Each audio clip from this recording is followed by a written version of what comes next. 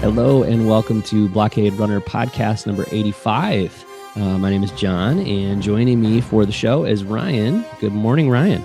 Good morning. It's good to be back. Yeah, back on the podcast, back in the USA. Yeah. It's been a few weeks since we've done a show together because, Ryan, you were out in Japan. I was. Yeah. Man, incredible. Incredible stuff. So we're actually going to open up the show today by hearing a little bit about some of the Star Wars stuff that you were able to scope out in Japan there. And then after that, we're just going to jump through a couple other topics. There's a bunch of fun stuff going on in Star Wars, a few little news things, and then we want to talk about the Age of Republic comics, the Flight of the Falcon book series. Ryan, you caught up on Star Wars Resistance, and that show actually came back from a month-long break. So talk about that and maybe a couple other little things along the way. So just a bunch of Star Wars stuff to talk about, which is fitting because, like I said, we've been away for a little bit now. And but it's 2019, Ryan. Mm-hmm. It's the year of Episode 9. It's the year of a lot of things. It's the year of Star Wars. It is Star Wars Mania this year. Yeah. So much stuff going on. So we're planning to be nice and consistent and regular as far as our podcast recordings go here in 2019. That's the goal. So we've been away for a couple weeks, but we are planning on being back to stay. For real, yeah. And I want to give you a shout out for holding down the fort while I was in the Pacific. I enjoyed the Art of the Force Awakens and Art of the Last Jedi connections to Episode 9 episode. That was a lot of fun. Oh, wow. Okay. Well, thank you. Yeah. Thanks so much. Yeah. It was fun to do. I always feel a little bit like a dork doing a podcast by myself, but like who wants to listen to just one person like, hey, listen to what I think, but that's sort of podcasting in general anyways, I guess, right? Yeah. So. It doesn't make it any better with two people, honestly. It's like less embarrassing, but it's the same thing. Yeah. Yeah. Yeah, but I got a new camera too, so it was an excuse to check that out, and shout out to Phil Showstack's incredible books. It was like that news story kind of came up, and it was like, I love talking about those books, so let me do that a little bit. So yeah, any excuse for sure. Yeah, well, thanks for checking that out. So yeah, and I mean, by the way, like if you have not bought the Art of Force Awakens, Art of Rogue One, Last Jedi, Solo, any of those, they are like dirt cheap on Amazon these days. Like I consistently see them for $20 or less, and like they're worth what are they, 40 MSRP? Yeah, like they're definitely worth that price, and like it's like an actual steal at like $20. It's like robbing a bank or something. I don't know. Yeah, I mean the other day, I don't know what they're sitting at right now, but they were $13. At least Art of Last Jedi was $13. Oh my god, that's insane. Yeah, like the most beautiful, like fascinating coffee table books you can get. Like so good. And probably the closest thing we're going to get to behind the scenes, like proper behind the scenes of these Disney movies for quite some time. For a while. Yeah. Yep. Must haves. So for sure. Definitely go track those down if you don't have them yet. So, all right, Ryan, let's hear about Japan. Let's hear about Star Wars in Japan, or whatever you want to share about Japan. But yeah, no, I mean, Japan's amazing. This is, I don't know, my 4th time there. I lived there for a while. I love it so much. But I have to say, kind of like 2018 in the US, Star Wars had a pretty muted presence in Japan. I think like, and this is just anecdotal from like stopping in basically shopping and just, general presence, I'd say. Like I went to a Disney store in Japan and there was no Star Wars anything. Really, again, kind of like in the US, a lot of the focus, as far as like Western properties in Japan, a lot of the focus was on Marvel stuff. There were like Marvel pop-up shops. You saw a lot of like Japanese teenagers wearing like Marvel like clothes and backpack dongles and like stuff like that. So that was kind of like if there was like one Western property that was like huge in Japan, I'd say it was Marvel over Star Wars this round. But that's not to say Star Wars was like completely forgotten. I like some of the general like I guess like otaku shops, the stores that sell like the statues and stuff, like a lot of like anime stuff and that sort of thing. What I was what I was seeing there was just a whole lot like for like the used toy market. I was seeing a whole lot of Power of the Force figures for some reason. Like Power of the Force, like 1996 Power of the Force. Yeah. Oh wow. Okay. Yeah, they were just there was just a lot of like, I haven't seen that around in a while. This is a weird context to be seeing that. And what were the prices like on those? Pretty low. Yeah, like $10. Yeah, Okay. yeah. Or less. And so that was interesting. 1,000 yen. Is that what we said? Yes, Yeah, 1, yes. yen? Yeah. Mostly like 500, 600 yen for some of those figures, but like those are still like in the rotation. People are selling them to shops, people are buying them from shops, they're still on the shelves. I would love to know some of the stories behind those, like who sold them here, who buys them, like, yeah, why are they showing up here now? Yeah. And is it like would you say like the used toy carded toy scenario there in Japan? Like I know similar or at least the way people talk about used games in Japan is that everything is always like in pristine condition and like super well taken care of. Yeah, same thing for the most part. Yeah, like a lot of times you walk through these shops, especially the more high end ones, and like the used stuff, like used statues and stuff, like they're still in their boxes and they look like brand new, like nothing's missing pieces or anything like that. Right. Yeah. But then I did have a chance to visit a Toys R Us in Japan. Yeah. Which those are still going strong. Did it feel like it was going strong when you were there? Did it like? Yeah, it was pretty legit. Like it wasn't like the last few years of Toys R Us in America when you'd go in and feel like this is not going strong. It wasn't like that. Okay. No, there were people in there. There were kids. There were like adult collectors. And what's great about Japanese Toys R Us is they have like 2 aisles of like Gundam models, which kind of not something you would have seen in our Toys R Us's. Yeah. But yeah, like they had like the latest like Nintendo Switch games. They still have the card system where for buying a video game you take the card up to the register and they get it out of a cage. Which is pretty sweet.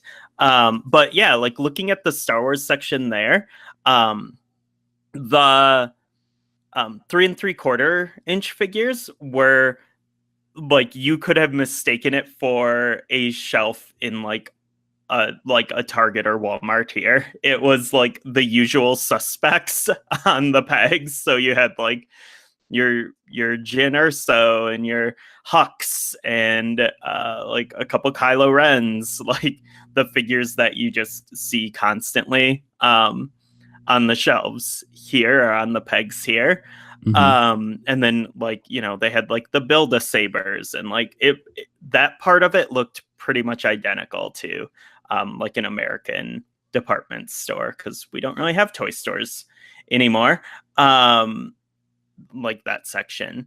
So, but then where it got cool was the on the collector's side, where the more high-end stuff was in the glass cases, because there you had some of the Japanese exclusive lines. So you had like your SH Fig Arts and Tamashii Nations, like your Bandai Star Wars stuff. Yeah. So that was really cool. I had never actually seen a lot of these figures out of their packages or out of like just pictures on the internet. Yep. So like actually being able to like walk up and like look at some of these figures, it definitely sparks something. I bet.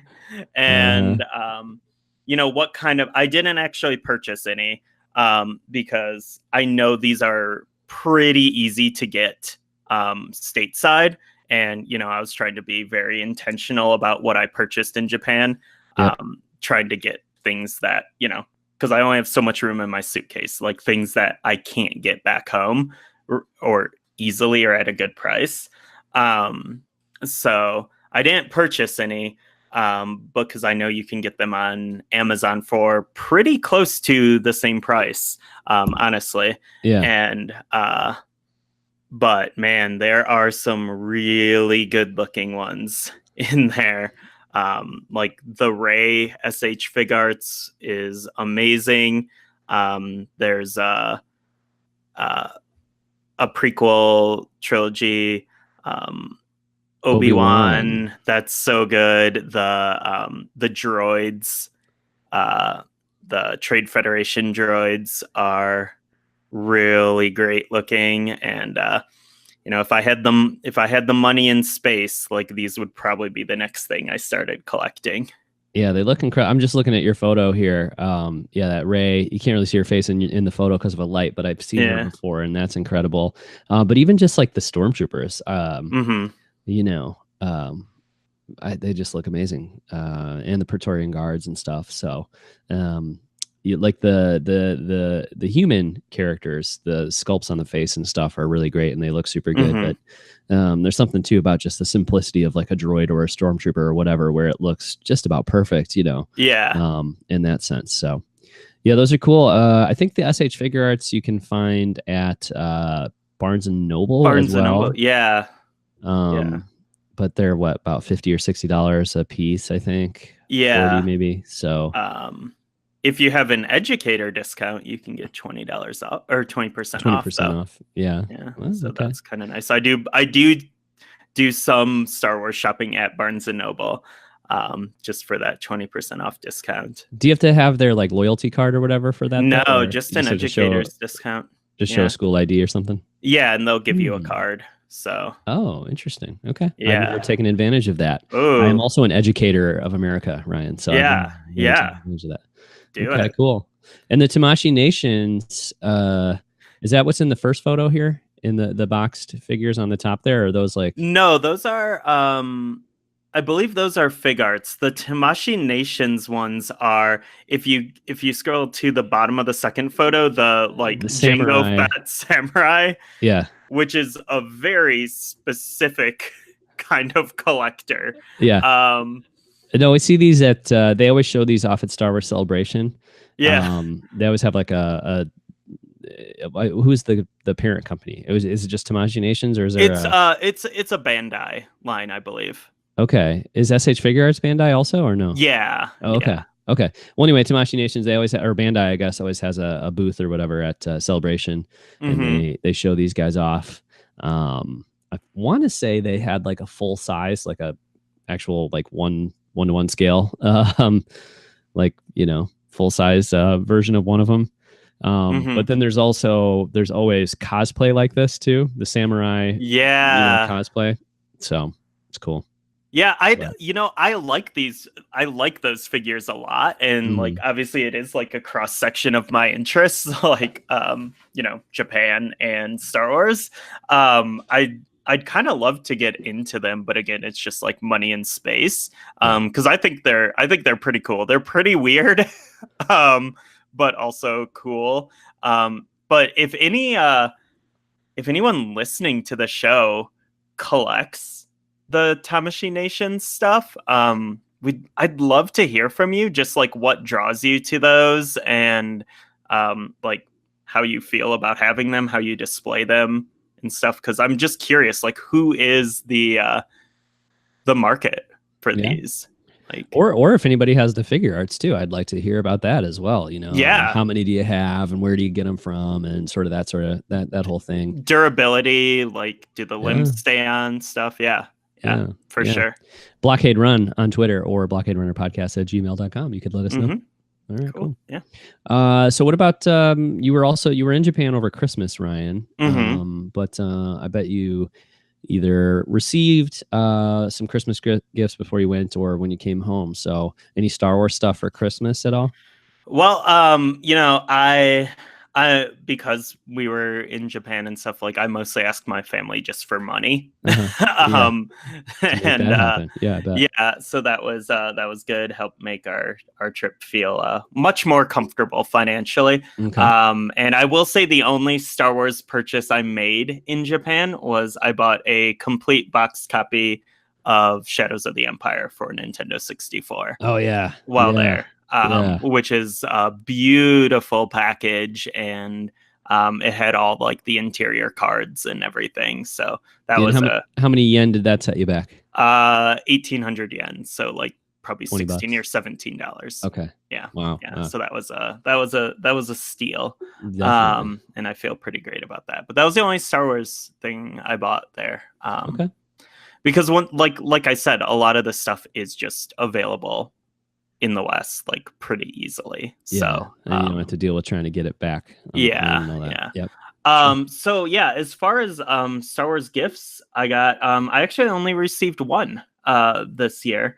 I received from Lindsay's parents, my wife's parents. They just go to Star Wars for me. They just grab Star Wars stuff every year, which works out really well. Yeah. Because yeah, it just works out.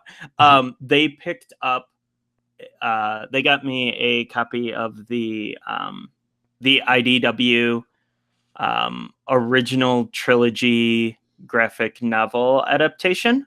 Okay. And I haven't read it yet, but I flipped through it, and we were texting about this last night, but the IDW books definitely have like a different type of feel, and these adaptations like definitely have a different feel than the Marvel ones. Mm-hmm. Very cartoony, and just like a almost like European art style, and very digital European art style, and they're pretty cool. I'm looking forward to reading that, and I just ordered the Last Jedi adaptation from them. It's a really great price on Amazon right now, so I'm looking forward to digging into those at some point. Nice. What about you? Yeah, I got a couple things. My brother Jason bought me the Rio Durant Black Series figure, which was cool. That's a really great figure, and he said he had heard us talking about it on the show here, and how that was maybe one of the Black Series figures to pick up. So I was like, that was really cool. That's awesome. Yes. I haven't even seen one of those on the shelf yet. Yeah, I saw him around for a while, but now I'm just seeing mostly the Gamorrean Guard and what's the other one I'm seeing a lot Moloch. of? Moloch, yes. Yeah, lots of those.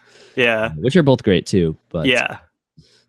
So anyways, I got a Rio Durant Black Series. He also got me the Stormtroopers Beyond the Armor book, which I've started on, and that's great. I mean, just a cool like coffee table style book with it's got some nice like fold out sections, and I mean that seems really cool too. I'm not done reading it yet, but I like that quite a bit. My mom, I gotta reach over here I'll be away from the mic for just a second, but my mom got me this. If you're watching the YouTube video, it's like this little framed it's like a it sits on the desk, says Chewie, we're home. Yeah, so that's kind of nice. Yeah, I like it. So I got that, and then the other thing I got, I ended up returning, and I was really disappointed by that because I was so excited to get one, and that was the BB-8 Hero Droid from Spin Master, I think it's called. And you've probably seen those at Target or maybe some other stores. They retail for $199.99 normally, but since probably summer, they've been on sale for somewhere around $130. Now I think they're down to $99.99, but Black Friday week they were on sale at Target for $49.99. So I let my wife know about that. I was like, oh my God. I basically I texted her. I was like, I want to buy this. And she was like, nah. And I was like, okay, well, it's $50. So you should buy this like for Christmas for me. And that was all that was said about it. But for 3 weeks leading up to Christmas, I saw a BB-8 Hero Droid shaped box under my Christmas tree with no name tag on it. Because she didn't want me to know it was the BB-8 Hero Droid, but I knew it was the BB-8 Hero Droid. So I was so excited. But man, my experience with it is that it is just really unreliable, and I'll try to make this quick. But basically, I open it up. You have to charge the head and the body separately. So I charged both of those things. I put it together, started using it, and for 5 minutes, it was so cool. You know, you would talk to it, it would react. The head moves. It's in a lot of ways, it's like the Sphero Droid, except for, you know, much closer to full size. It's really big. And I mean, it's not as big as BB-8, but it feels much more like an actual BB-8. Yeah. And yeah, like the head spins just like it should. It's has a lot of personality in the way it reacts and all that sort of stuff. So it feels really realistic as far as BB-8 goes, and all that stuff is great. But it would do this error where it would be like the head and the body aren't communicating, and it wouldn't do anything. You couldn't use the controller to move him around. You wouldn't react to your voice commands. He wouldn't do anything. And then, you know, I was reading about it online, and a lot of people got it for Christmas, it seems like. And I saw lots of people within like 2 days after Christmas being like having all the same problems that I was having. And one thing people said was like, charge both things again, and then, you know, try again. So I did that, and it worked for like a couple minutes, and then immediately went back to doing these errors. And so I tried for a few days. I toyed around with it. I tried different things, like, and you know, there's a possibility that I could have returned it through Target or through the company itself and gotten another one, but it was just using it for that amount of time. How do I put this? It felt like I could have had a defective unit, but it also felt like something that would not, even if it wasn't defective, it didn't feel like something that would be easy to just be like, I'm going to grab this and play with this for a few minutes. It seemed like it would be a real kind of hassle between having both things charged all the time and then getting them to communicate with one another and all that stuff. So as much as it's really cool technology and like a great toy, when working, it just doesn't seem like something that, you know, is worth keeping around if it's not going to really function the way it's supposed to. So yeah, it was a bummer. But you know, it is what it is. I got to play with them for a little bit. So, yeah. And I just keep thinking too, like BB-8 is here to stay. He's a permanent fixture in the Star Wars universe here. So maybe in a couple of years there'll be something from another company or from Disney, or, you know, something that'll be able to scratch that itch a little more reliably. Yeah, that's a bummer. And I'm looking, and like the Amazon reviews are reporting pretty much the same things. Yeah, same things you did. That was one that really caught my eye on the shelf, because like the box makes it look like it's like a Black Series line. Yeah. And so like that was my first thought, was like, oh wow, this is probably super high quality, and it's $200. Like, man, this is something to like aspire for. But yeah, I never picked one up, and it's probably a good thing. Yeah. And now I'm like, I there was a couple times where I was like, maybe I should get one of those Sphero BB-8s, but I was like, well, I want the big one, you know, so I didn't get it. So there were times when it was like $100 like a couple months ago. Now I think they've actually sold through all that stuff. So the last time I checked, you can't really find the Sphero droids anymore. I mean, you can find used ones, or, you know, expensive ones, but seems like there was a 2-month window there where if you wanted an R2 or a BB-8 Sphero droid, you could get them pretty inexpensively. But I think the moment has passed. Although I could probably get a used one pretty cheap, I think. But yeah, I mean, I super recommend, like, the BB-8 is great. Like that was the original. Yeah. The tech is amazing. It's adorable. Like there's so much fun stuff you can do. But like the R2 is like the next level. Yeah. And it is so good. Like it's maybe the coolest toy I own. Man, maybe like, I mean, if you can find one of those for $50, these days, like you will definitely get your money's worth. And it's like also like it just looks cool on a shelf. Yeah. Like it just looks great. And then like actually playing with it's amazing. Well, I watched The Last Jedi last night, and it would have been great to watch it with BB-8. You know, I've never done. Oh yeah, that's so fun. Yeah, we've done that with all the movies that you can. Nice. Yeah. Cool. All right. Well, let's jump into some news. Let's jump into some news. And first thing that you added here, Ryan, is this story from yesterday about the TIE Fighter comics and the Alphabet Squadron book. Mm-hmm. Yeah. So we knew that there was a book called Alphabet Squadron coming from Alexander Freed, who is a former writer from the video game company BioWare, which I've always been a big fan of their games. So that's cool. He wrote the first Battlefront tie-in book, but yeah, Alphabet Squadron we know is a book set during like the sequel trilogy era, and it's after Return of the Jedi, and it follows a team that's using it's called Alphabet Squadron because each of their ships are a different letter designation. So like someone flies a B-wing, and someone flies an X-wing, and someone flies an A-wing, but they are working for Hera Syndulla, and going on doing space battle adventures. It's kind of like probably like the closest thing we'll get to like a Rogue Squadron book. But we found out here that it's actually going to be a trilogy now, which is pretty interesting. This is not something we see happen very often with books, like with Star Wars books at least, where a book is announced and we had the synopsis and everything for it, and then as it got closer to the release, then we find out that it's actually going to be 3 books.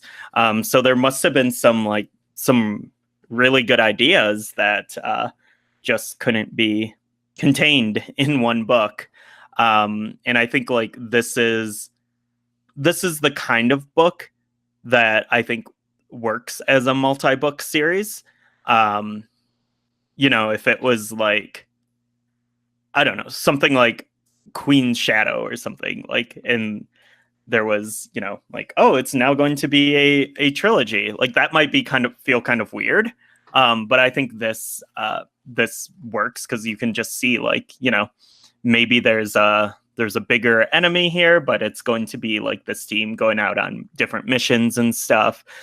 Very much like the old Rogue Squadron books. So I think that's really cool. I'm super excited. Yeah, I was thinking like the Michael Stackpole, the X-Wing books, like that sort of thing. Yeah.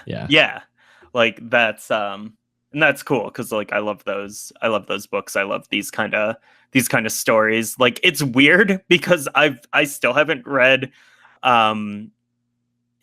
Alexander Freed's Battlefront book, because like I don't know, I guess I have like very specific taste when it comes to like the wars part of Star Wars.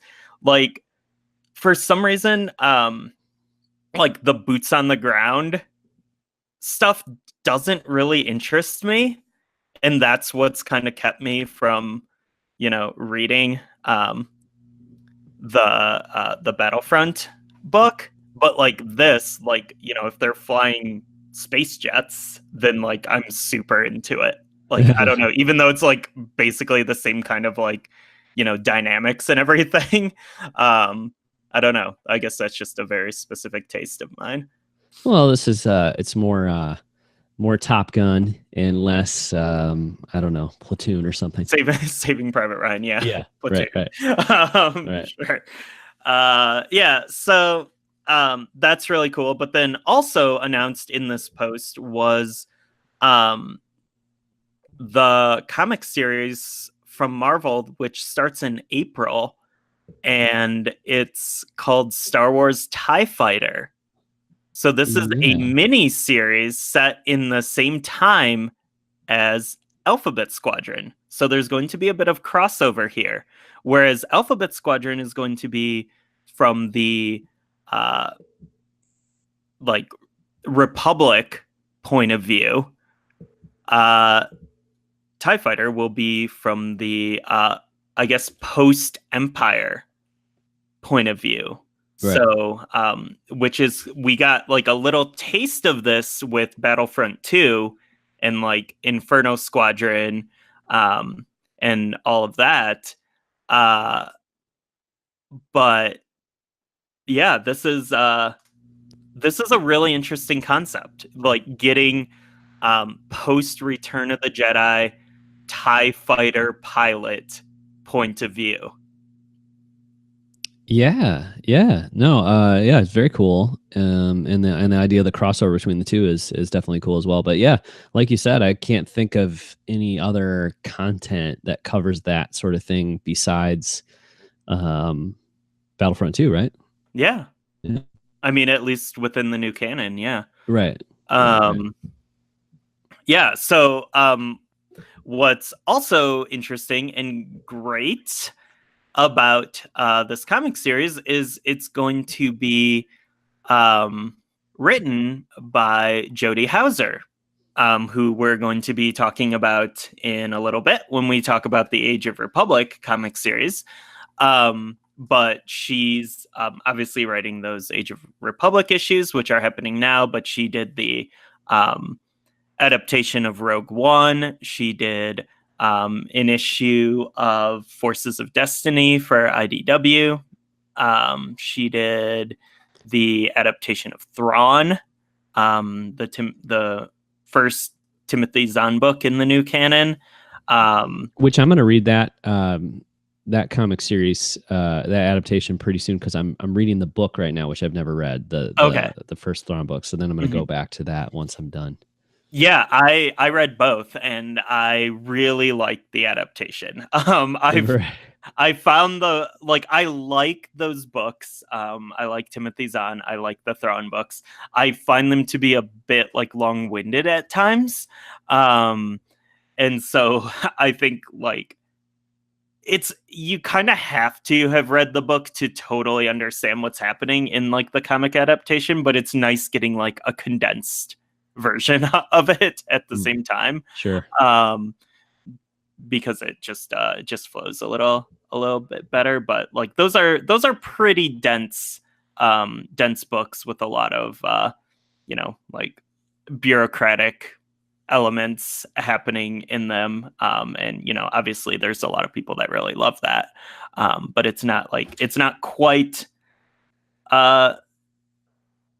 the type of Star Wars I love reading, but I still appreciate it. But yeah, that adaptation's great. So like this was all really good news, and then it got kind of weird, because last night Chuck Wendig tweeted, and if you're not familiar with Chuck Wendig, check out our Wendig Wednesday episode of the Blockade Runner, and we talk about his work on Star Wars. But he tweeted that about the TIE Fighter series, that this was the other comic he was working on when his Marvel projects were all canceled. Yeah. So I mean, there's the Vader series coming out that this definitely seems like not the books he was writing, but sort of the replacement, right? Isn't that kind of what I don't think it's coming out anymore, the Shadow of Vader or whatever. Yeah, but didn't they announce a different Vader series? Like, maybe I'm getting things mixed up. Okay, well, anyways, he was doing a Vader series. He got let go from that. He's not doing that anymore. And then now we know that that this is this TIE Fighter series is what he was doing. Otherwise, so yeah, it's a little bit of like it's exciting to hear about this series coming out. And Chuck on Twitter was very much like, "Hey, Jody Houser's great, and it's going to be great," and all that. Mm-hmm. Like, he was like, "I'm not posting this so that people will he didn't say this, but I think the implication there is I'm not posting this so people will get mad and not read the book. Like, I think the book will be great and you should read it, but it just does give it a little bit of there's an asterisk next to Yeah. any excitement you might feel about it if you're upset about what happened with Chuck Wendig. It's bittersweet for sure, but I was happy to see like him and Jodie Hauser had like a really fun, playful exchange on Twitter about it, and Chuck they were both like really sincere in like how much they appreciate each other's work. So that was good. That made me feel a little better. Like there's no like animosity there. And hopefully there's fans of both of them, which I'm a fan of both of those writers, a big fan of both of those writers. And hopefully other fans don't feel animosity towards one or the other, because it was it was a corporate thing that happened that sucked, but the book is still going to be good. Right on.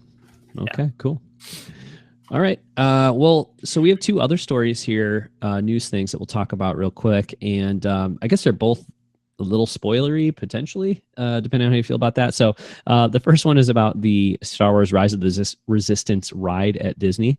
So as far as I'm concerned, that's pretty hard to spoil. It's more like if you read this article, you're going to get some that we'll link to. It's from Peter Scretta on /Film, and he's kind of taking some information from a podcast called Theme Park Stop, which you might be familiar with if you are a huge theme park fan who listens to podcasts about theme parks, which sounds like fun, but not something that I have done myself. Anyway, so if you read the article that we'll link to in the show notes, it gets pretty detailed about the experience of Rise of the Resistance as it seems like it's going to be. But to me, I'm just more excited about the fact that this article is, and this information is suggesting it's going to be a 28-minute experience from beginning to end, and that sounds pretty cool. So basically, the gist of it is the idea is that you're when you go on this ride, Rise of the Resistance, 5 to 6 minutes of it will be the actual like you're in a chair being ferried around. Like the not roller coaster, but the ride part of it is like 5 to 6 minutes long. But before and after, there will be all kinds of sort of like role play is not the right word, but sort of like immersive kind of storytelling before and after. So you and the group you're riding with will be kind of like taken along on this journey where you'll have different cast members giving you instructions and talking to you, and it's like this whole thing where first you get abducted and then you have to break free and then there's a battle and like just a bunch of stuff. So I don't know, it sounds really exciting to me. You see that a little bit with like Star Tours, before you go on the ride, you wait in that room and the droids talk to you and that sort of thing. But just the idea of like a 30-minute like Star Wars experience that you feel like you're part of, and part of that is a crazy ride. Sounds really cool. Yeah. So I've been really been thinking a lot about theme parks lately.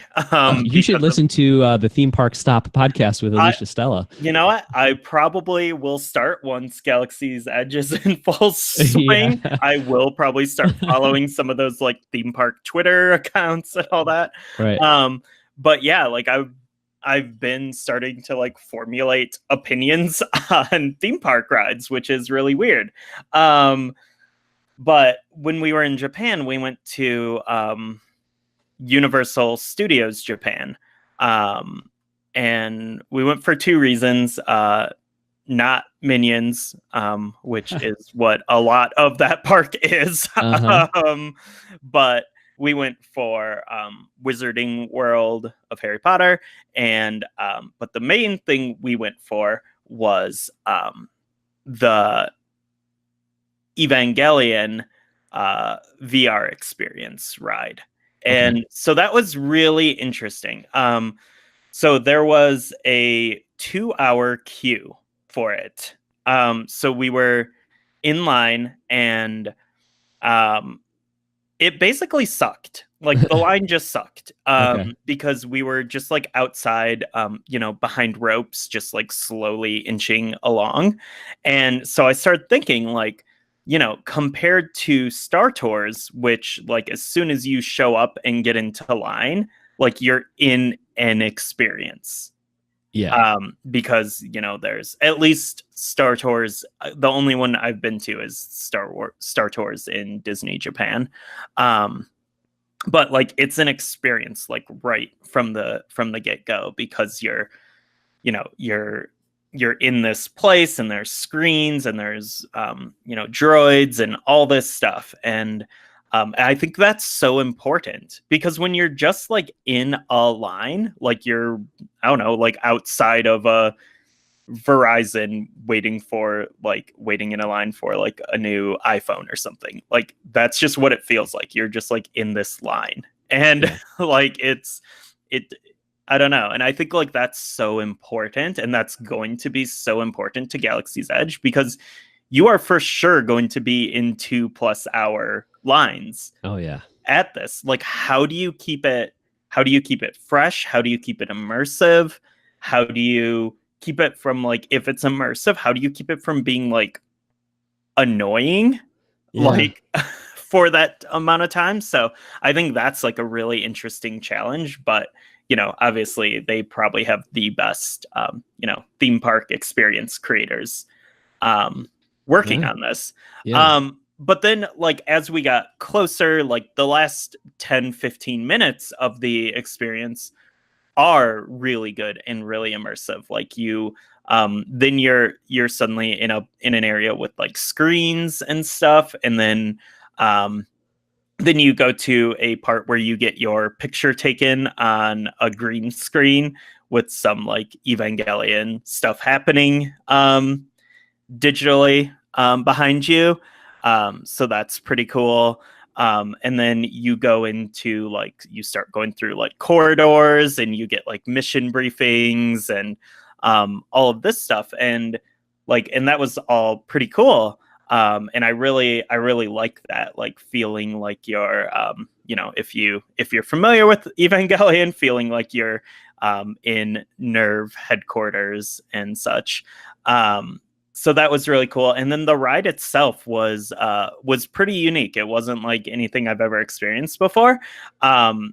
You sit down in, you step onto like there's a conveyor belt with like carts going and stuff, and you get into one of them, and then you put on a VR helmet. So you're essentially like on a roller coaster with a VR helmet on. Uh-huh. And it is like, it's about like a 5-minute ride, but it is pretty intense. I bet. Because like you're essentially you're in like a vehicle, like in universe, in the VR and everything, but you're like also on this roller coaster, so you're like going, and then you have like a huge drop, and you're not like looking at what's in front of you. You're not looking at the tracks in front of you. So you don't know when this big drop is coming, because it's this, VR city around you. And I thought that was a really cool, combination of both like digital and analog technology. And like I think like something like that could be, I don't know if that's in the plans for Galaxy's Edge in the future, but like it really works with Star Wars, I would think. That sort of experience. So like I'd love to see something like that in Galaxy's Edge. Yeah, there's got to be more stuff. Like, I mean, we just kind of know about these two main rides, right? But you can't have like 10,000 people in that park a day, and there's only 2 rides for them to go on, right? Yeah. So there's got to be a lot of other stuff going on that we just haven't really heard too much about yet. So yeah, does I would think that the puke factor would go up quite a bit in terms of roller coasters with a VR helmet on, because like roller coasters make people puke and VR helmets make people puke. So combining them, but you didn't see anybody puke, it sounds like. I did not see anyone puke, and I'm like pretty okay with both of those. Like I'm okay on roller coasters, and I have PSVR here at home, which I use on the reg, so I'm pretty good with VR. Good. Yeah. But I could definitely see, like, it is intense though. Like I could see some, and there wasn't really any warning or indicator of how intense it was going to be. But yeah, I don't know. It could be a bit much for some people. Sure. I'm sure. Yeah, I'm a season pass holder for Six Flags Great America, which is, the Chicago. It's not in Chicago; it's outside of Chicago. The Chicago Six Flags theme, and it's a little over an hour from my house, hour and a half, maybe. So we go there quite a few times the last couple of years, and I haven't done it, but they did have.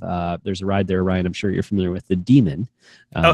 And they had for a while going there. They had this like VR headset they would give you. I think it was like the Gear VR, the Samsung one or something. It's not necessarily the highest quality VR set, but you'd put that on and ride the Demon, and there was like these like winged demon gargoyle things flying all over as you went on the ride. So whoa, I think it was VR, not like AR. So I don't think you could see anything going on around you. It just like was completely, closed off, like what you're talking about. So I know that's a thing that's continuing to be done at theme parks. So yeah, it seems like something absolutely Disney could do at Galaxy's Edge. And the other thing I was going to say, as far as the waiting in the line thing goes, like this 28-minute experience sounds really cool, but as you pointed out, there's still going to be, even outside of that 28-minute experience, like probably at least 2 hours of waiting in line, especially when the park first opens, for a couple of years or whatever.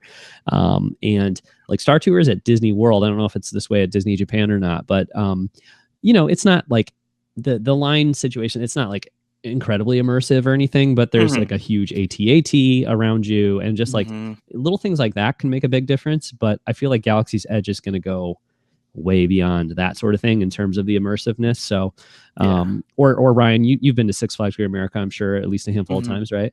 The Batman ride that they opened in the early 90s, to me, the line for that, like just having like the music and the steam pouring out of, like, you feel a little bit like you're in Gotham City, like a very like Tim Burton's Gotham. Yeah.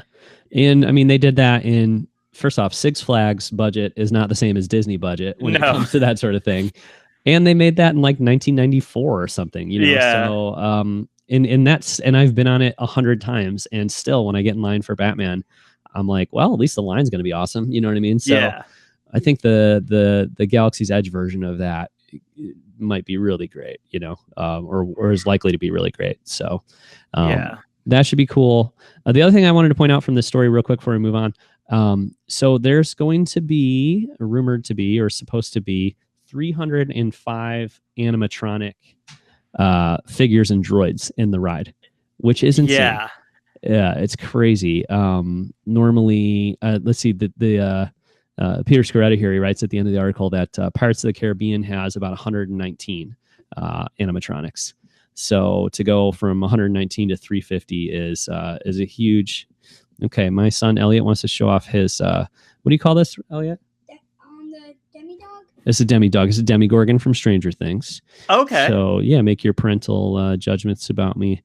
No, that would be fine. He's got his stuffed Demigorgon, so it's cool. So okay. All right, thanks, Elliot. All right, okay. Anyway, so that's pretty sweet. 305 animatronics. With audio. Yeah, that is great. And just because we are now theme park experts on this podcast, I do want to clarify this is a dark ride.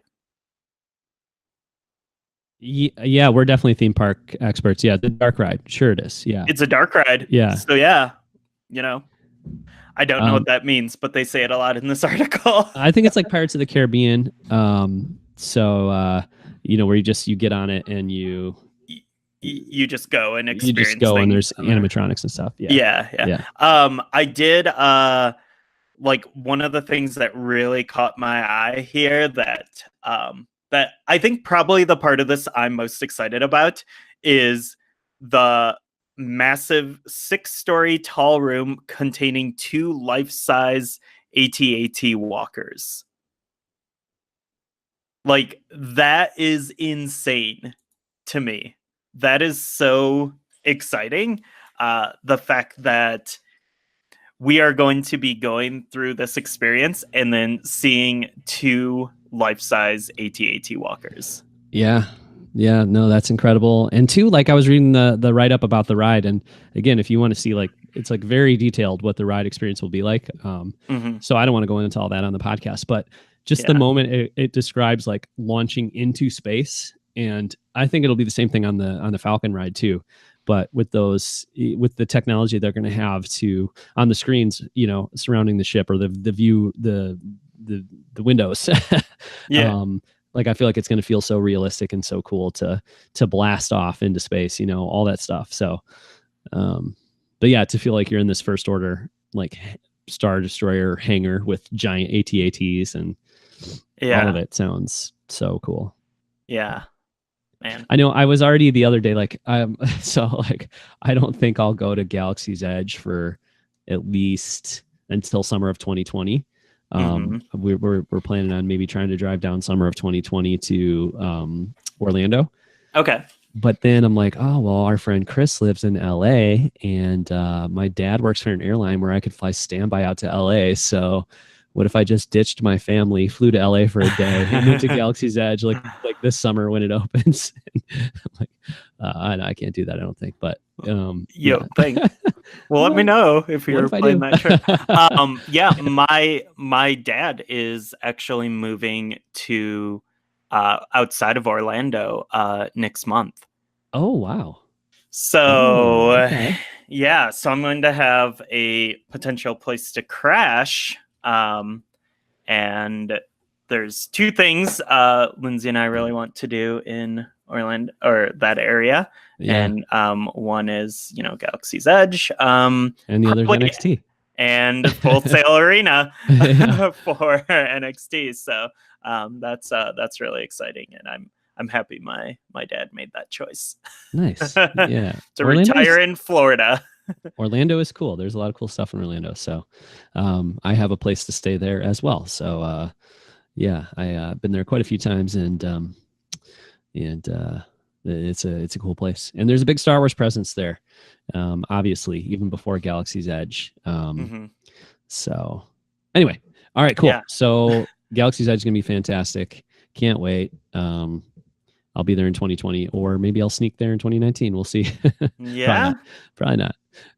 But I will live vicariously through all the people who live in the Florida and California areas who are, no doubt going to be talking all about and posting all about Galaxy's Edge this year. So yeah, really I think we are going to need to just decide as a Star Wars community whether theme park spoilers are a thing. Because I already am like, oh, maybe I shouldn't have said that about the AT-ATs, because like, what if people are trying to like go in totally fresh? Yeah, I think it's going to be impossible. Yeah, but there's probably people who want to just like experience the stuff fresh. I don't know. Yeah. But I also think there's going to be people just like posting pictures like immediately, and they're just going to be in your Twitter feed, and you're not going to be able to stop it. And it's the experience of being on the ride that is really what it's about. It's not whatever story they're going to tell or whatever. I mean, I don't know. Yeah. But sure. I mean, obviously if somebody wants to go in, completely fresh or whatever, unspoiled, I can understand that, but not something that I'm personally going to worry about too much. Yeah. But we'll try to, because Disney Plus service is going to be like full of these commercials and stuff. Yeah. Like it's going to be every few minutes. Well, and imagine at Celebration, I'm sure they're going to have a panel that details a lot of stuff and tons of photos and video and everything, because it's only going to be a few months from opening at that point. So but I mean, it really is the experience, because you can sit down and tell someone what Star Tours is and they'll be like, cool, right, that sounds neat. But then like you actually do it and you're like, this was the best 3 minutes of my life. Like, right, like I know they've updated it with a crate, not level, but whatever you call it, on Star Tours. I haven't experienced that one. I've heard about it, but that doesn't mean like if I sat down and did it, it wouldn't be just as cool as if I didn't even know. You know what I mean? Like, Yeah. it doesn't. Yeah. Yeah. Okay. Well, let's because we're already we've been recording for a while and we still have a ton of stuff to talk Oh my about. goodness, So of we haven't course. really gotten Of to course.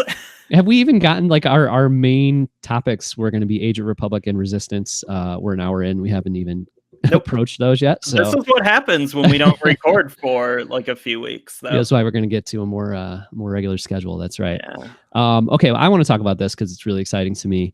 It is potentially a little bit of a spoiler, not so much the content itself, but more like what I think is really clearly implied by it. So I'm going to do some light speculating, which I think is pretty informed speculation, just based on John Boyega maybe putting one hashtag too many in this post.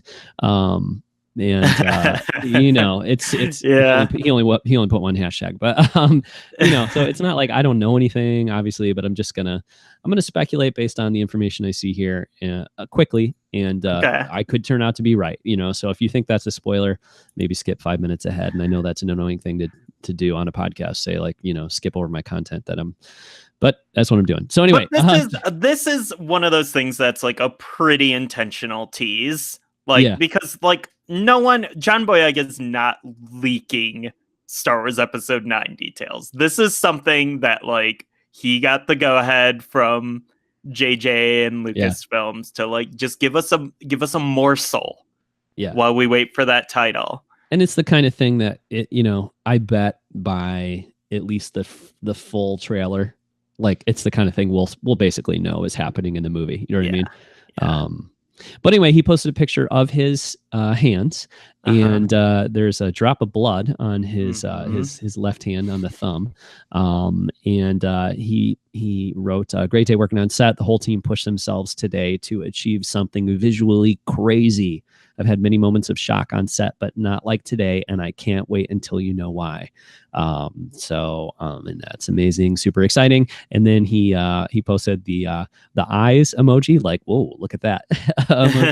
And then the how do you describe this one? The clap and praise. Clap and praise. Okay. Yep. And then the hashtag FN2187. So, I mean, all that text doesn't tell us too much besides the fact that, like, hey, it's the last movie in the trilogy. And yes, there's going to be some visually stunning, really, there's going to be a huge set piece kind of scene with Finn.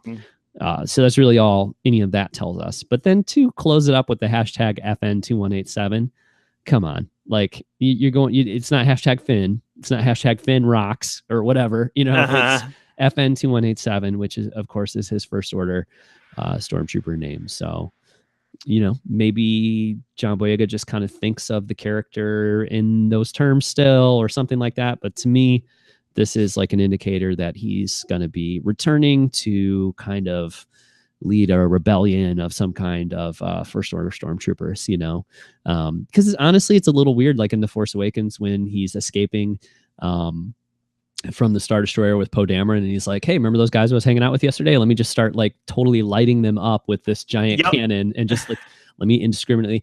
Or in Force Awakens when he sees like the one stormtrooper and he's just like, oh, I've got this lightsaber, let me just shove it into his chest, like and it's space fantasy, space opera, like that's how it goes in these kinds of things.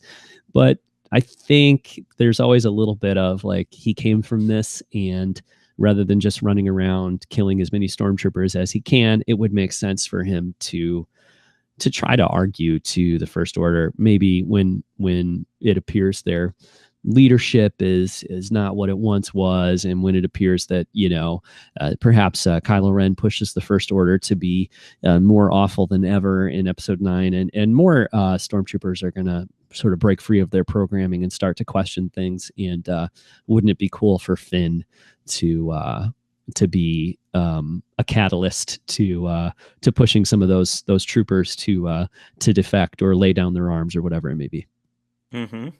Is that the sort of the guess that you, or the kind of like thought you had when you saw that hashtag too, Ryan? Or am I? Yeah, I don't really know. Like my first just like gut reaction was I saw the hands and just the way this is ridiculous how we're like, just so you know, like this is absurd. How we're going so deep into this. But I saw the hands and they were like the first thing I thought, especially with like just the the way the hands are and the drop of blood, was like the "what have I done?" kind of thing. Okay. And that's kind of what I went to. But then like I don't know. I think the hashtag could work both ways. Okay. I don't know. Yeah.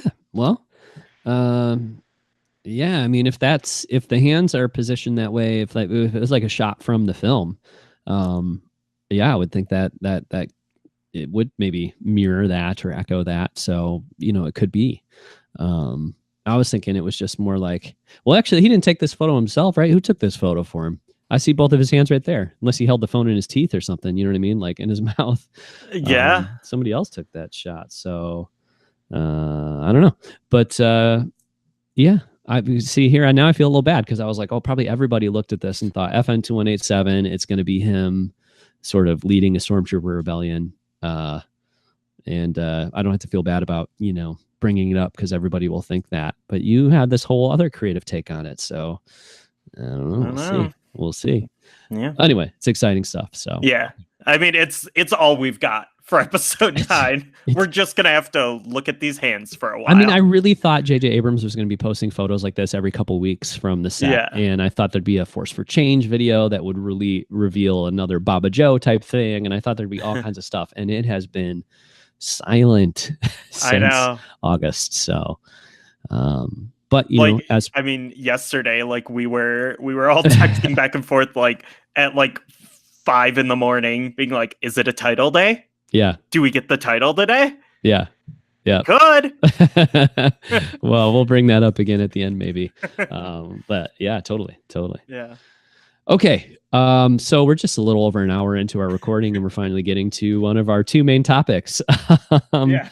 Let's talk about Age of Republic, Ryan. Sure. This is the 3-part. Oh my God. Well, Age of Republic is more than 3 parts, but there's Age of Republic, Age of Rebellion, and Age of Resistance, right? Mm-hmm. Coming out this year. These are Marvel Comics series featuring one-shot comics set in each respective era about focusing on different characters.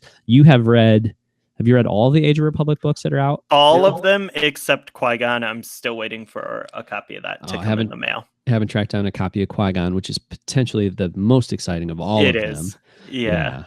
So you've read all of them, which would be Darth Maul, Obi-Wan, Jango Fett, and then there's a Age of Republic special issue that you read. Yes. And then Qui-Gon's coming, but you don't have that yet. Right. But there's still more Age of Republic books that have not released yet, right? Yeah, there's like still an Anakin, a Dooku. Oh, Count Dooku. Okay. Yeah. So yeah, still a lot more fun stuff to come in the prequel era, which is which is nice. We haven't got a ton of prequel content in the new canon. I mean, we've gotten some for sure. Yeah, but now it's 2019. Yeah, it's 20th anniversary. It's the year of Phantom Menace. Yeah, so we're definitely getting some of that, and it's nice. It's nice. But you've read Obi-Wan and Darth Maul. I did. Yes. So what did you think of those? And these are all written by Jody Houser.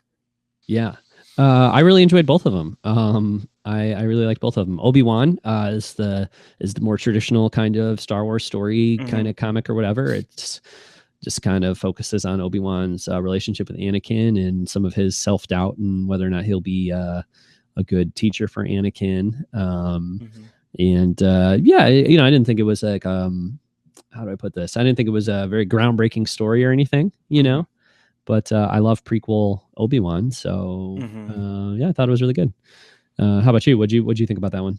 Yeah, I really enjoyed it. Like, I think like the thing to realize with these books they are literally just one shots. There's, as far as I can tell, there's not really like a connective tissue across them. They're not leading to anything. They're not like hinting at anything. Like, these are just stories based on these characters. but they're kind of like quintessential like character stories. Yeah. In a way, like it's something totally new. These are not stories that have been told before, or like a story that told from a different perspective. Like these are just like, this is like a new story for each one of these characters, of something that happened during this era, and I think that's really cool. There's a lot of things that are all connected happening right now. But it's nice to just like be able to pick up one of these and just like enjoy it on its own merits. Yeah, and I like I like the way you phrase that too, because they sort of focus on like the core of the character. So the Obi-Wan one focuses on his, the qualities of him being a mentor and being kind of doubting whether he's as strong of a teacher as Qui-Gon and Yoda and that sort of thing, which is very much at the core of Obi-Wan's character. And then the Darth Maul comic, which is the other one I've read, kind of focuses on what I would argue is the core of Darth Maul as a character too, which hate. Hate. Just hate that keeps him alive. Right. And, I know I'm going to upset a couple people probably by saying this, but it's all in good humor. It's all for fun. But when I think of Darth Maul, I think of like tribal tattoos. I think of nu metal and rap rock. Mudvayne. Got probably like black Jinko pants and, chain wallets and stuff. Like that's what I think of when I think of Darth Maul. Because I think that's basically, think about any time you've seen like a book or a comic or any kind of branding related to Darth Maul. God, what was the one that Kevin texted us the other day? It's like I've seen that before, Maul, but the novel Maul Unchained or something. Yeah, something. Like, he just looks like it looks like the cover of a Limp Bizkit album or something. Yeah. So and to be fair, like I love this stuff. Like I'm very, I love Spawn. I love, the early Korn records. I love Slipknot. Like I'm into this stuff. So I do have a fondness. Like this is not coming from a place of mockery. No, for me, no, for me neither. I think it's fun. I'm going to do my standard little promo that I do about this, but I'll make it very short. I just think that is a lot more fun in a comic or something than it is in a Star Wars movie or even cartoon. Yeah. That's a more not serious, but a more traditional type of storytelling.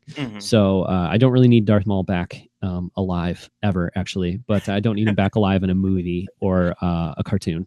But if you want to give me like the quintessential Darth Maul sort of butt rock storytelling thing in a comic book, I'm cool with that. Like that I can go for. And actually another interesting thing about these Age of Republic books is that there's like a little essay about the character at the end. And the essay about Darth Maul retells the story of George deciding to bring him back from the dead and Dave Filoni being like, what are you talking about? And I think it's like George is like, hey, this is what we're going to do. We're going to bring him back. And Dave's like, well, how, that doesn't make any sense. How are we going to do that? And George tells him, yeah, I don't know. You'll figure it out. So, I don't know. It's like he was so obviously dead in the Phantom Menace. And even Dave Filoni, the guy who brought him back, was like, wait, what are you talking about? He's dead. So I kind of like just I know why I brought this up though, because the essay also points out that it was around that time, at least according to the author of the essay, that George decided that Darth Maul was underused in the Phantom Menace, and that just rubs me the wrong way. So I'm like, he wasn't underused; he was perfectly used because he was created to carry out that role in that movie. So then, if you decide 10 years later, oh, people like that guy and the way he looks, let's decide he was underused. That's totally a revision of what he was meant to be, but that's George. That is George. Like, that's also like if there was a George Lucas Age of Republic and Age of Rebellion issue, it would be that. Because if you remember, years ago there was I think Game Informer published that article about the unreleased Wii Darth Maul game. Oh, yeah.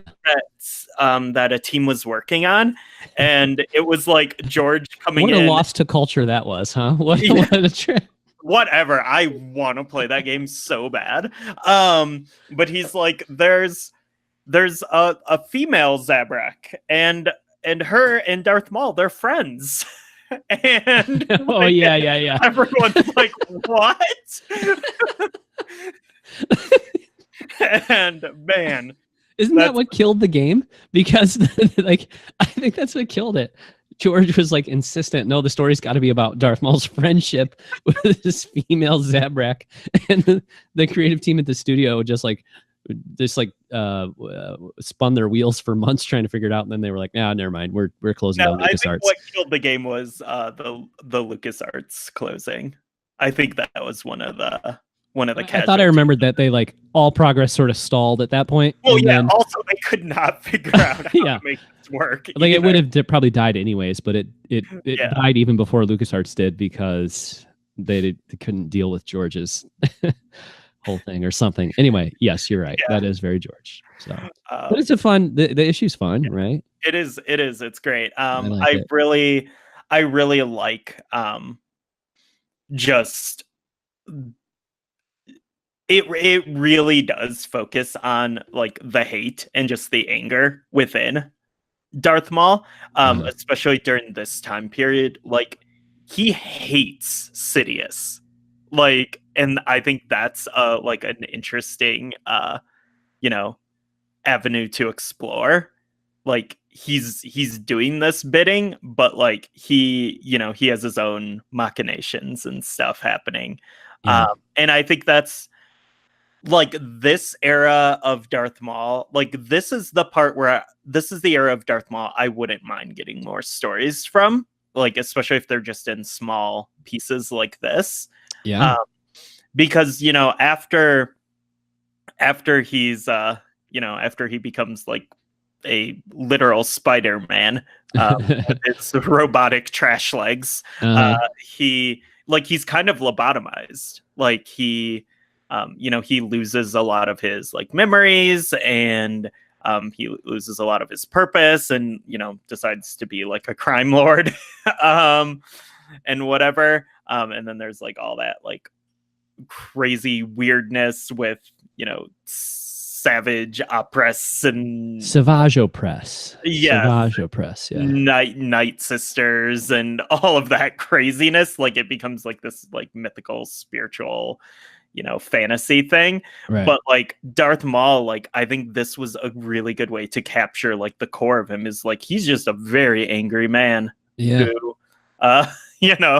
Who does this stuff and enjoys the really bad stuff that he does. Yeah, and there's like a horror element to it too, because he's almost some of the narrative or narration or whatever kind of makes him sound like almost like a serial killer, Yeah. And like I feel like I'm watching an episode of Dexter or something, because he's got this dark passenger that like needs to be satiated. Like he's not satisfied until he's done some straight up murdering, Yeah. Yeah, no, I'm right there with you. I feel like this again is like down to the core of what Darth Maul originally was. And you can tell more Darth Maul stories if they're set before Phantom Menace, in which you don't have to create basically a new character that has the same visual appearance as the old one, which is basically what they've done with Darth Maul 2.0. So it always kind of drives me crazy too in Clone Wars and Rebels and stuff, when Darth Maul is like sitting there doing these like 3-minute long monologues, like all this speaking and stuff. And I'm like, that's not who this character was either, like he didn't really speak very much. He was silent and deadly, and that was cool. So anyways, just a different character, but I really like the Malachor thing as well. That was cool.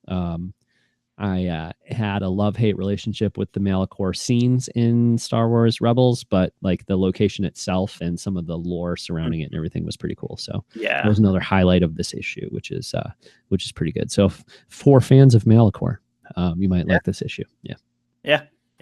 So, you want to fill us in a little bit on the other two or the other three? Or the Jango Fett one, pretty fun. If you like Fets and Jango and a little bit of Boba, like all that stuff, cool. I really want to highlight the Age of Republic special though, because this book is crazy.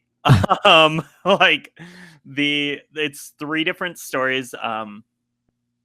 Only one of the I only knew one of the writers, Mark Guggenheim, who had been writing one of my favorite non-Star Wars comic runs of recent memory, which was X-Men Gold.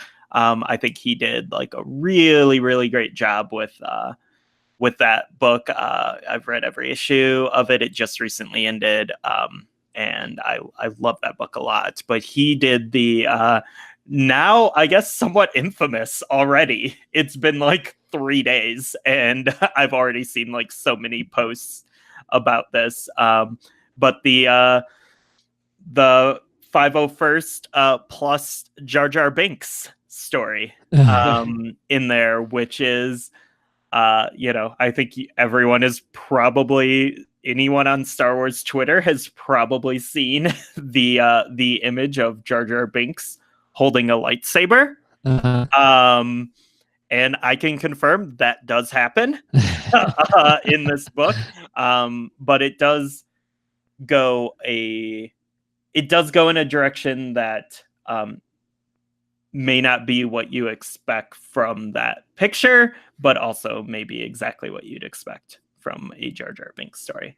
So it works out really well. But I think honestly, the highlight to me, which I was like really surprised that like this is the story that resonated most with me, was the Asajj Ventress story, who is a character that, I mean, honestly, like back in the Clone Wars days, I thought she was like kind of like a dorky, like edgelord kind of character, like a very like, see previous conversation about Darth Maul. Yeah, like, well, this is gonna be our Darth Maul for now.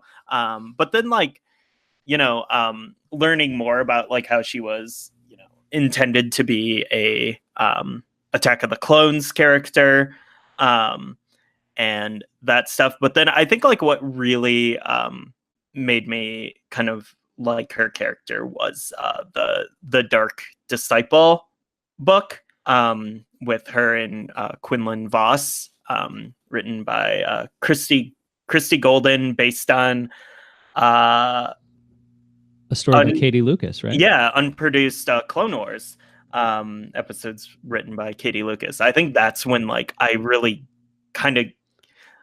I think she started as like a pretty one-note character, but like that book was like pushing her development a lot, and it, I started to find her more endearing. And then like this comic story, is just like kind of a look at like why she's such a tragic character, and I think like, I think she's just one of those characters. In the same way, like I do think like the Twin Sons episode of Rebels, like kind of, confirmed Darth Maul as like a pretty tragic character ultimately. Aside from like all the posturing and like the badassness and everything, he really is pretty tragic. And I think like, this episode or this issue, or that little story like does kind of do that for Ventress a bit, which I think is cool. It makes like that side of her is much more endearing to me than like she's just like this, totally BA,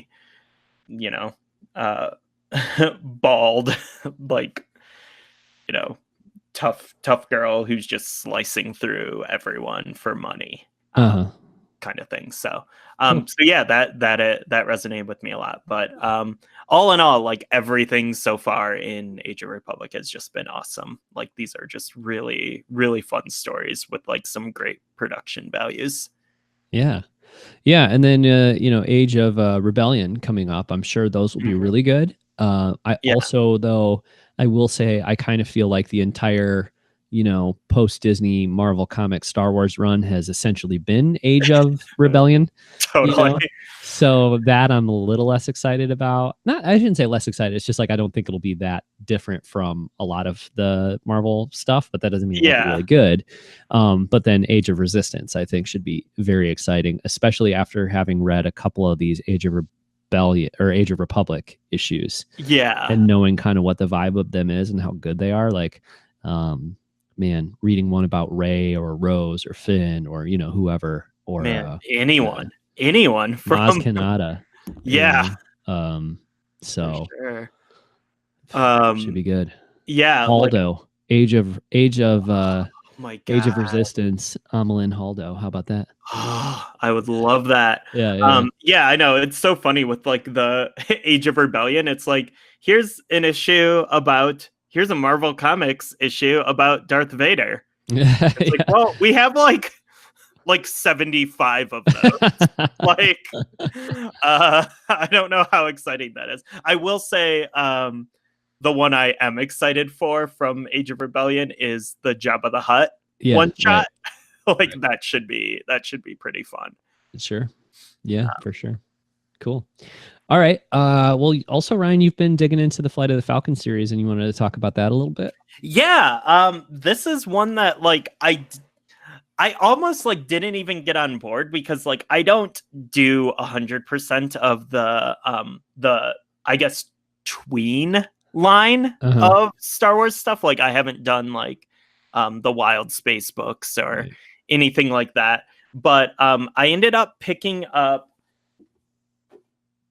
First, I grabbed Lando's Luck. And the reason I sort of grabbed it is because it has art by Annie Wu, who is an illustrator that, I loved her work in DC when she was doing the Black Canary series. And then she's pretty prominent in the Women of the Galaxy book as well. So I just really love her art, and I'd never read anything by Justina Ireland. I believe she's like a new to Star Wars writer. But it's Solo era Lando, and I thought it could be pretty fun, and it turns out it was really fun and really good. And it was one of the best, Lando stories I've read. So from there, I was pretty much on board. I had pre-ordered the second book, Pirate's Price, and that just came out, at the end of December, I think, because it was waiting for me when I got back from Japan. So that was. And I had kind of forgotten that I'd even pre-ordered it or anything. So that was pretty cool. Once again, art by Annie Wu. But what's really exciting about this book is it's told through the perspective of Hondo Ohnaka. Yeah. And I guess I didn't. Which can I just real quick? Like 2019 looks like it might be the year of Hondo Ohnaka too, because he is going to be, it seems like, prominently featured in Galaxy's Edge as well. I've seen multiple references to Hondo at Galaxy's Edge, and then here's Hondo in this book, and then the audiobook of this is read by Jim Cummings, I believe, who does the voice of Hondo as Hondo. So like the book's read as Hondo. Yeah. So yeah, just like a lot of great Hondo stuff happening this year, which I'm very much here for. I love Hondo. So yeah, and I guess I should clarify what Flight of the Falcon actually is. It's a set of stories that are interconnected, and the piece that connects them is the Millennium Falcon, specifically Bazine Natal's quest to acquire the Millennium Falcon. She's working for a mysterious employer who wants to purchase the Millennium Falcon. So she is first trying to track it down. So she goes in the Star Wars Adventures comics. She is meeting with different people trying to track down the Falcon, and you can see the most recent issue has Kaz and Poe on the cover. But the stories, these recent Star Wars adventure books are 2-part stories. So the first story is like this Kaz and Poe one has nothing to do with Flight of the Falcon, but it's in here. Then it's part 3 of the Bazine Natal story. So that's all happening. It's all connected. It's all really fun. But I will say the Hondo book is, I think you should read all of them, honestly. They're pretty affordable. They're like really nice looking hardcovers. And again, the Annie Wu artwork is incredible. But I think you should read them, especially thinking about Galaxy's Edge, because it ties in quite a bit to what's happening on Batuu and Pirate's Price. Unless there's another piece I'm missing, Pirate's Price explains why the Millennium Falcon is on Batuu. Oh, wow. Okay, cool. So it really is crucial to, and I may have misread it or missed a piece, but from my understanding of like what I took from the book, like this is why the Falcon is on Batuu. Okay. Huh. But because the Galaxy's Edge takes place after Last Jedi, correct? Sure. I know. Yeah, probably. I know it's in the sequel trilogy era, but I don't know where. That's. I mean, it's either before the movies or after, I guess, though. Essentially, because they're pretty much the same time, right? Force Awakens and Last Jedi. So I would think it's after, though, right? Like you're saying. Like the that's the part that like tripped me up when I was reading it, because there's a few moments like the last chapter surprised me, because it is post Last Jedi content. Wow. In Pirate's Price. Wow. And and so I was like, whoa, wait, so that means like XYZ. So yeah, I'd say like they're fun stories and I'm enjoying reading them, but like Pirate's Price like seems to be pretty important by the end. Huh. Yeah, we were all getting all excited about Poe Dameron number 27 or whatever it was, when they're like hanging out on the Millennium Falcon like 10 minutes after the Last Jedi or after whatever, and it's like, oh wow, it's post Last Jedi content, but sounds like this legitimately is, and most of us it's flown under our radar. So the Falcon tends to do that. Yeah. Did you mention the Choose Your Own Adventure book? Because I think that's part of the Flight of the Falcon series. It is. I have that right here. This is another one that I purchased just solely on the basis of the creative team. It is written by there's the Han and Chewie one too, right? So which is not part of Flight of the Falcon, though. Oh, it's not. Okay, it's not. So you really you have to look. There is a Flight of the Falcon. Okay, I see. Interior thing that tells you all the pieces. And so the order, which unfortunately the IDW comics are not listed in this order, but it goes, I would say the IDW comics come I'm going to get this wrong, so I'm not even going to say it, but they're early in it. And then there's Lando's Luck.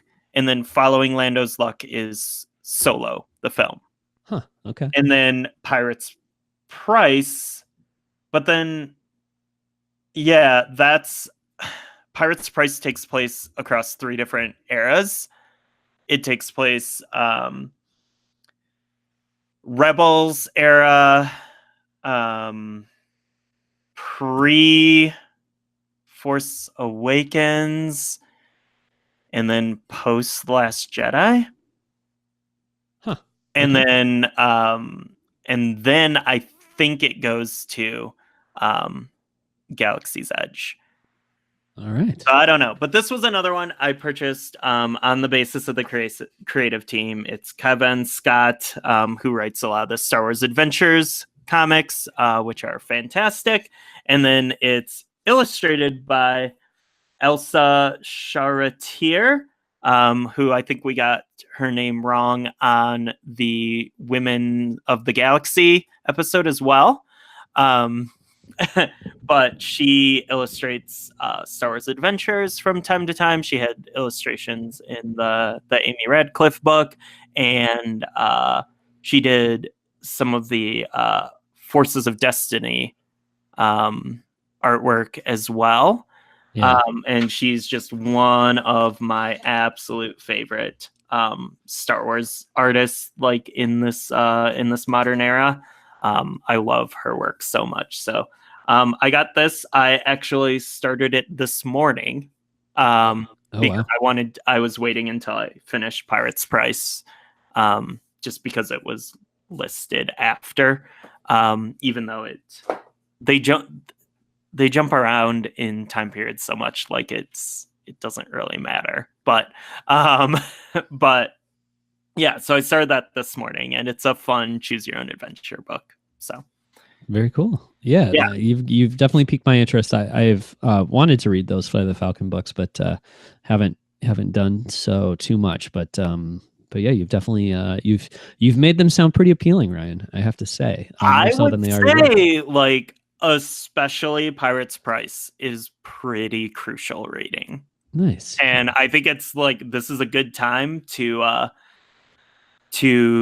read stuff like this, some of these smaller stories, because pretty soon the floodgates are going to open. Yep. And we're going to be, we're getting Queen Shadow, we're getting Alphabet Squadron, we'll be Master and Apprentice, and then begins the journey to episode 9. Right. Books. Yeah, for sure. By the way, Justina Ireland is one of the announced guests for Star Wars Celebration, so that should be cool. Awesome. Well, yeah, we'll go in my suitcase to get signed. There you go. Cool.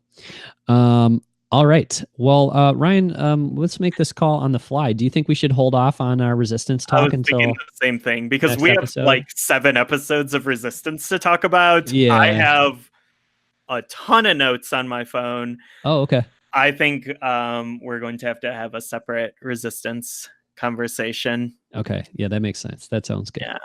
Well, 2 things we can wrap up with, though, that are very brief. One is like less than a minute. I just want to give a little shout out or a plug for Star Wars by the Numbers and for the Star Wars Kids YouTube channel in general.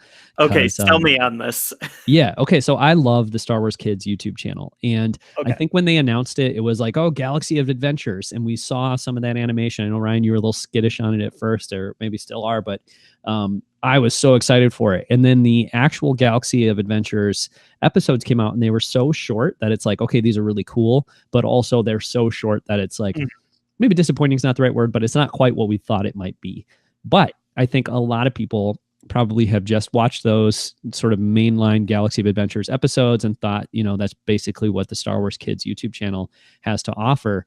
And I think really the way to look at it is that Star Wars Kids channel is Galaxy of Adventures is just like one piece of that. And I actually enjoy, let me see, I forget what they call them, but they have these on the Star Wars Kids channel. They have these fun facts videos, and actually like those as much or more than the actual like Galaxy of Adventures episodes. And they focus on like either a character or a ship or something like that. And they do feature some of that same same animation from Titmouse, I believe is the name of the animation studio. So they do feature some of that same animation, but they'll also include footage from the movies too.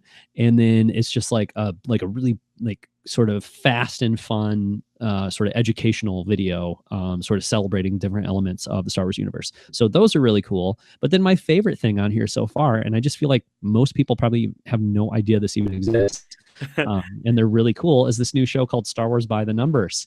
And if you're a fan of the Star Wars show and Scott Bromley's brand of humor, that is a big part of the Star Wars show. I think you'll like this because they really have that kind of Scott Bromley, like goofy humor type thing. Okay. Yeah, the first one. So what they do is they go through and they count instances of a certain element of Star Wars movies. So the first one is how many times the word yes is said in a Star Wars movie and how many times the word no is said in a Star Wars movie. And as you can imagine, it's hundreds. And the video is 6 minutes long, but it's just like, yes, yes, no, no, yes, yes, yes, no, no. You know what I mean? Like, it's like the way they cut it together is just like really funny. And it's got like this energy and music with it. And it's well written and really funny. So that one's really good. And then the more recent one that just came out like a couple days ago is Star Wars by the Numbers lightsaber ignitions, and it shows every single time and counts every time that a lightsaber is ignited in a Star Wars movie. And that one's like 3.5 minutes long, and it's just like, I don't know, man, it's just really fun to watch these goofy little videos that are kind of like super amped up, like fast tour through the entire Star Wars series. And just pointing out certain elements of them. And it's really fun. Okay, so that's not what I thought that was going to be. I thought it was going to be like 1 C-3PO, 2 R2-D2s. Oh, no. Boba Fett's. Like, no. I thought it was like a kids counting. No. Cool. So it sounds like it's actually a bit like that super graphic. Yeah. It's like a video. Yeah, like a visual. Okay. Yep, kind of. But like goofy though. It is definitely goofy. Like just there's a way you can cut together these things, like with the speed and the I don't know. It's just and the music and everything. It's just funny, kind of. Okay. And really fun. So, all right. Well, maybe over this 3-day weekend, I will just go to the Star Wars Kids YouTube channel and just click play all and just. Yeah, I mean. Go through this. Yeah, I mean, I think the what are the Galaxy of Adventures? Is that what they're called? Yeah. Like those shorts, like they're fine.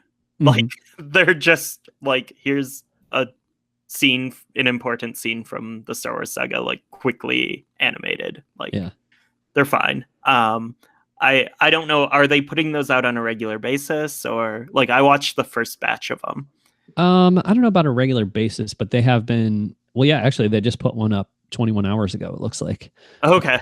Which is Luke Skywalker versus Darth Vader, Join Me from Empire Strikes Back. So, yeah, I mean, not like weekly necessarily, but yeah, they've been putting them up in batches. So, okay. But what I would recommend if you want to like catch up on stuff on Star Wars Kids, because I actually haven't watched all the Galaxy of Adventures either, but they have a playlist for the main Galaxy of Adventures episodes, and then they have a playlist for fun facts. And a playlist for Star Wars by the Numbers. I mean, there's only 2 of those. But like I would probably do them that way, like maybe watch all the fun facts, because I don't know, there's probably like 7 of those, 6 or 7 of those only. So I mean, that's like less than 10 minutes. You could watch all the fun facts ones, you know? Yeah. So yeah. But it's cool. And so I would subscribe. It's pretty fun. Cool. So, and I mean, I guess in the absence of Star Wars show right now, this is the only Bromley I'm gonna get. Yeah, right. Maybe it helps scratch that itch a bit. Okay, so that brings us to our final. We're gonna wrap up here, but our final thing. Okay, Ryan. Go. As you mentioned earlier, we were talking about the fact that like we feel like the episode 9 title has got to be on the horizon. And you and Kevin, you investigative researchers, I'm not sure which one of you it was, pointed out that I think it was maybe you, Ryan, pointed out that the Last Jedi title was revealed apparently on January 23rd of 2017. Yeah. Okay, now we're recording this on January 19th. So if they follow a pattern, and I feel like they might, I really feel like they might, the episode 9 title could be revealed sometime next week. Seems likely. And so if that's the case, then I think, you know, the Star Wars show could come back maybe, and that would be the first episode of the Star Wars show back, is like, not all about that, but that could be revealed there. Then again, they might just reveal the episode 9 title whenever they feel like it and have nothing, you know, it doesn't have to be synchronized with the Star Wars show coming back, but I just feel like it's got to be, I mean, look, we're like now into the third week of January. So I just feel like, surely I thought that last week. I was like, oh, Star Wars show's got to be back this week, and it didn't come back. So I think next week for sure, Star Wars show will be back, and I'm very excited for that. But I also think there's a strong chance we get the title. I didn't go back and look up the Last Jedi title reveal, but was it coupled with an announcement that shooting had ended as well? Or did they just put the title out? Ooh, I don't know. Because it could be like one of those things where they're like, okay, third week of January, that's when we want to start our PR machine up for the new movie releasing in December. Or it could be one of those things where it's like, well, we're going to wait till the last day of shooting and then we'll announce the title. So I could see it going either way. But either way, I feel like, both of those things should be coming up pretty soon. I know Adam Driver and Kerry Russell are doing a play in New York City, and I think that starts like any time now. So they've got to be almost done with main shooting. So yeah, that's true.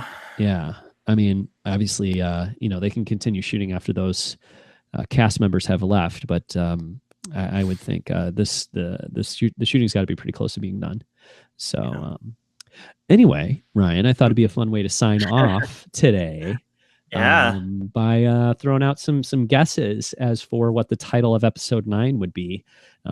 You've done your mysterious thing where you didn't write yours in the show notes. Well, because you're able to sit there and judge mine because mine are written there. What's that? Mine on Twitter like 5 times. It's totally stupid. Oh, what is it? What's yours? Mine? My title of episode 9? Yeah. I've been saying this, I've said it on this show before. Return of the Jedi 2. Okay. Well, that would be definitely one way to go. Return of the Jedi 2. I don't hate it, to be honest with you. Return of the Jedi. How about that? Return of the Jedi. Return of the Jedi 2. I don't know. It amuses me. It's and it's what I think is going to happen in episode 9. So okay. Yeah. All right. Well, so let me throw mine out there because I think they're better than yours. I don't think they're that good, but I do think they're better than yours. So I'm hoping, like, okay, real talk though, if either of these were the title, I wouldn't be outraged. Like, it's a terrible title, but I bet that I will look at the real title and then compare it to these ones and be like, okay, good thing I'm not writing this movie or even naming it, But the two I came up with are Spark of Hope. Okay, Spark of Hope. And I'm watching The Last Jedi, and they keep talking about we will be the spark that lights the, fire and all that stuff. So I'm like, okay, the word spark could definitely be in there, and hope would be a good one, with because that term is, pops up in Rogue One, and they talk about, obviously it's just a theme throughout Star Wars, so that would make a lot of sense. Well, it would be a great bookend to A New Hope. A New Hope, yeah. Right. Yep. I actually really like that. Okay, because I wrote it, so I feel like that's pretty good right now. I didn't actually write it; it's just a thing that they say a lot in Star Wars. So no, I think that's really good. Yeah, I would not be mad at that. Okay, and then the other guess I have is the balance of the Force or balance of the Force or something. Which again, it's like it's so uncreative because it's just something that sounds like an EU book title. Okay, all right. So you're behind this one. Okay, so Ryan, you give your seal of approval to Spark of Hope. Spark of Hope. I think Spark of Hope is really good. Okay, but Balance of the Force is a no-go. Yeah. Okay. All right. What's tough is like thinking through these titles and like it needs to be something that like bookends the saga. The problem with this all is the perfect nostalgic bookend title already happened because Revenge of the Sith is the perfect title, like, because it nails the, like, it's a throwback to Revenge of the Jedi also, but it's Sith, and like I think that was the title reveal that I just like lost my mind over. Like, I don't know. Like, did we even have cell phones then? Like, were we texting? Did we send emails? Did we talk? I don't know. Yeah, I don't know. Um, No, probably not. We probably just hung out. Like we Yeah. probably lived in the same place and hung out, I think. Yeah, but like I remember being like, "Oh my God, George, So George, perfect. Yeah. oh, Yeah. like, you're so good." And then it turned out to be a nearly perfect movie too, with a perfect So title. good. It's like, yeah, So good. so good. Yeah. Yeah. So like, it's like, what can you even come up with that like hits all those, nostalgic, but like also like in joke or like, winks to like the hardcore fans? Like, how do you even do that to like close the Skywalker saga? I wonder if like they just need to do something like totally just fresh, like Force Awakens. Yeah. Was like, it was a mission statement. It was not what anyone expected that movie to be called.